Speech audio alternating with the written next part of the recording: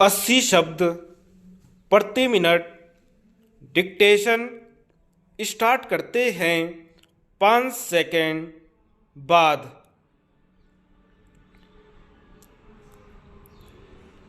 श्रीमान जी, जब तक पूरे देश में ही उत्पादन में वृद्धि नहीं होती तब तक इन कार्यक्रमों के लिए दी जाने वाली बड़ी धनराशियों के कारण हमें ऐसी स्थिति का सामना करना पड़ेगा जिसमें पैसा तो होगा लेकिन उसके अनुपात में वस्तुओं का अभाव होगा। आप सूखे की स्थिति को ही लीजिए। कई राज्यों को इसका सामना करना पड़ा है। उन्हें काफ़ी सहायता दी गई तथा उन्होंने राहत कार्यों के जरिए पीड़ित लोगों को सहायता दी, अनाज दिया तथा अन्य प्रकार से सहायता पहुंचाई।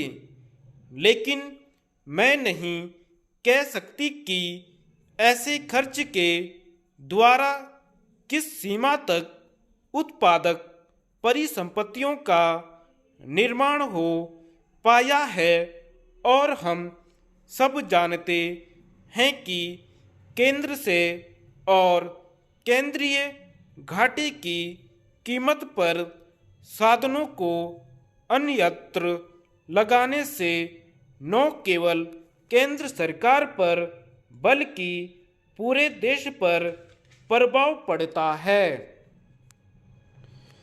योजना को केवल कुछ परियोजनाओं का संग्रह नहीं समझना चाहिए।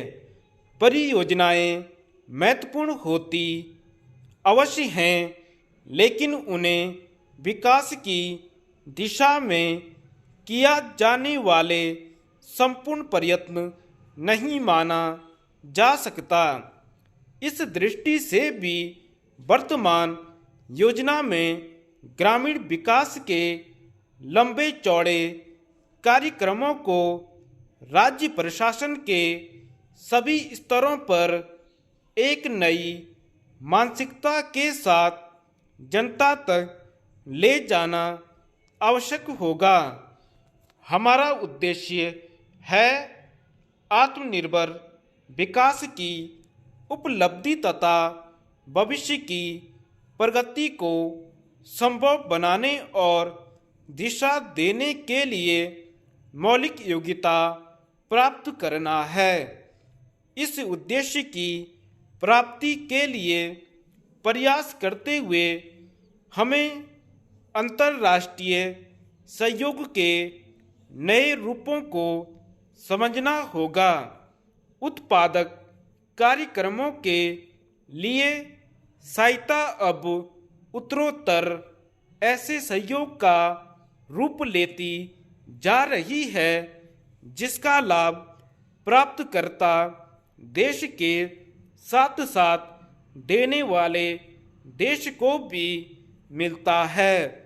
इस प्रकार हमने हाल में जो समझौते सोवियत संघ चेकोस्लोवाकिया के साथ किए हैं उनमें से कुछ इसी प्रकार के हैं। उनसे हमारी आर्थिक क्षमता और मजबूत होती है, हमारी उत्पादकता बढ़ती है और हम अधिक निर्यात कर सकते हैं।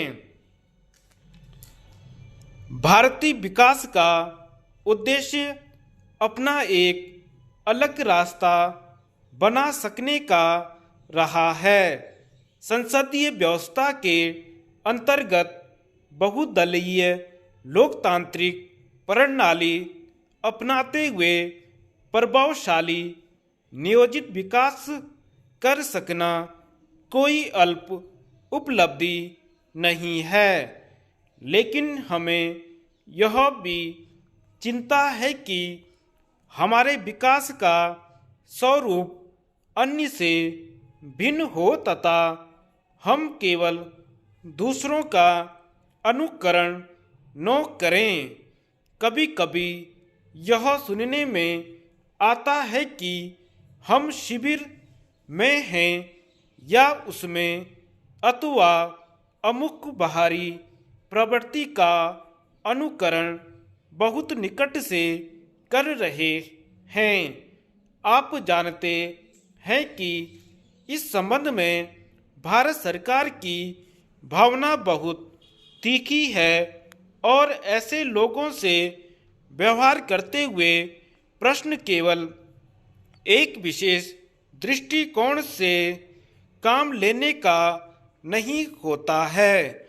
हमने सदा से ही अपना स्वतंत्र रुख अपनाया है और हम आगे भी ऐसा ही करते रहेंगे, लेकिन हम अपने लोगों में अनुकरण की मानसिकता देख सकते हैं। उदाहरण के लिए, हमसे अथवा हमारे बीच जो प्रश्न रखा जाता है वह यह है, अगर किसी देश विशेष में प्रबंधकों और तकनीशियनों को अमुक वेतन मिलता है तो हमारे यहाँ क्यों नहीं? धन्यवाद।